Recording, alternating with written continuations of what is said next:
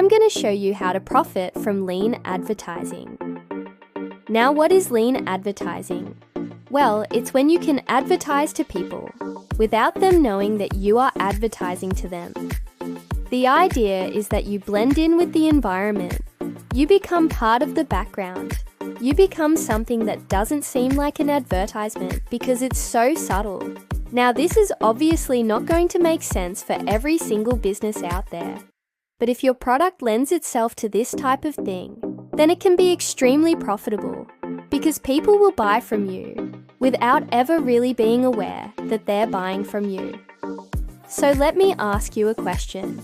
What do Lego, Red Bull, Amazon, Puma, Samsung, and even Netflix have in common? Well, they all use ambient advertising. This is a form of out-of-home advertising. It's basically advertising in the real world.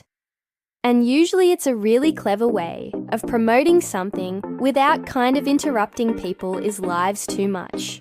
For example, Red Bull often sponsors these crazy, almost unbelievable stunts, and then they film them and put them online.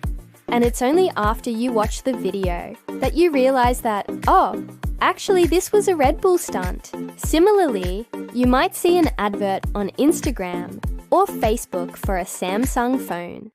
But then when you click on it, you don't go to a website. Instead, you go into the camera app of your phone. That's obviously a very clever way of advertising because it blurs the lines between advertising and using the product. The reason why I think lean advertising is so effective is because we've all become so desensitized to normal advertising. We skip through YouTube ads. We ignore banner ads. We block ads with ad blockers. We use ad blockers. We avoid shopping channels. And generally speaking, if something feels like advertising, we just tune it out. But if we see something that we think is just part of the background, then we're more likely to interact with it. For example, take a look at this image here.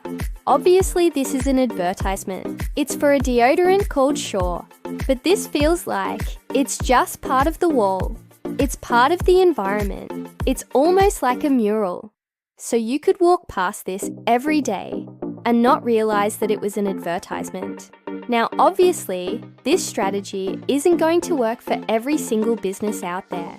If you sell insurance, if you sell financial products, if you sell kind of software as a service type things, then this probably won't work.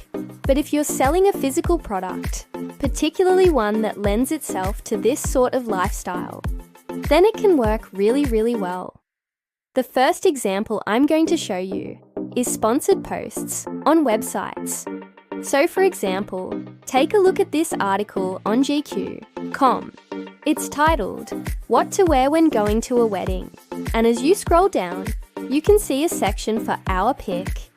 And then there's a picture of a jacket and a pair of shoes. Now that jacket and those shoes are from Mr. Porter. They are an online store that sells men's clothing and other products. So obviously this is a great place to advertise because the audience for Mr. Porter is exactly the same as the audience for GQ. These are high-income, fashionable men who are interested in clothing. So this is a perfect advertisement. Now obviously, this is not something that you can do yourself unless you are GQ. But what you can do is find websites with a similar target audience to yours and then reach out to them and see if you can do something similar. The second method is something that you can do yourself, and it's using social media platforms like Instagram and Pinterest. For example, take a look at my account. I post a lot of personal development content. So I'll post pictures of books that I'm reading, of podcasts that I'm listening to. Sometimes I'll post images with motivational quotes. And when people follow me, they're following for personal development content. So if I want to sell something that's related to personal development, then it's going to be a good fit. You can also leverage influencers in this way. So for example, if you sell a protein powder, you might sponsor an athlete or a fitness influencer. They would then start posting about your product in their Instagram stories or in their posts. And their audience, because it's so niche, is going to be perfectly targeted. So that means that they are more likely to buy from you. Another tactic that works really well is creating shareable content. So if you're doing something that other people would want to do, then they're more likely to share it. A great example of this is something called the upside down bottle, which went viral a few years ago. Essentially, it's a bottle that has liquid at the bottom and it flips upside down so that the liquid flows into the top part of the bottle. It looks really cool and it makes people question physics. So people wanted to share this on social media. If you're trying to come up with ideas for your own business, I recommend that you search for things like viral marketing ideas and then try to come up with something that fits your product. The next example is something that I haven't tried myself, but it's native advertising. Native advertising is essentially an advertisement that fits into the content around it. So for example, take a look at this BuzzFeed article. It's titled 21 Genius Organizing Hacks You Should Be Using Right Now. And then halfway down the page, you can see this box that says, more from our brand. And then there's 3 products from Amazon that are relevant to the article. So if you were looking for organizing hacks, then you might buy one of those products. Now this is a little bit different to sponsored posts because this isn't coming from another brand. This is coming from BuzzFeed themselves. So you need to work with companies like BuzzFeed to be able to do this. But again, if you're selling a product that's suitable for this type of content, then it can be a really good way of reaching new customers. The next example is something that you can do for any business, and it's called product placement. Product placement is when you get your product into somebody else's shot.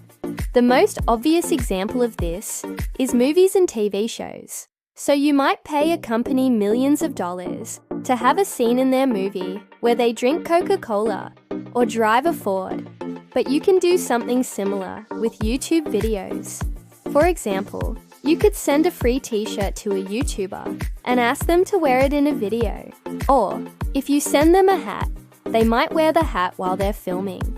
Obviously, it's important that it's something that makes sense for their audience, and it's not too on the nose.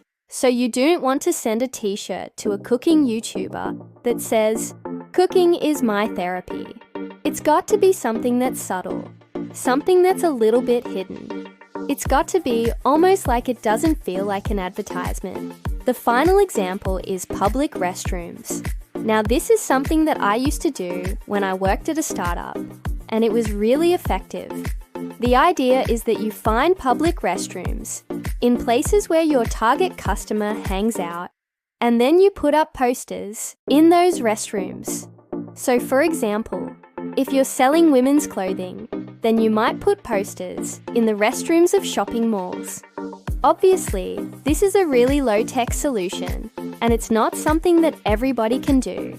But if you are targeting a very specific group of people, and you want to get in front of them, then putting up posters in public restrooms can work really well. And that is how to profit from lean advertising.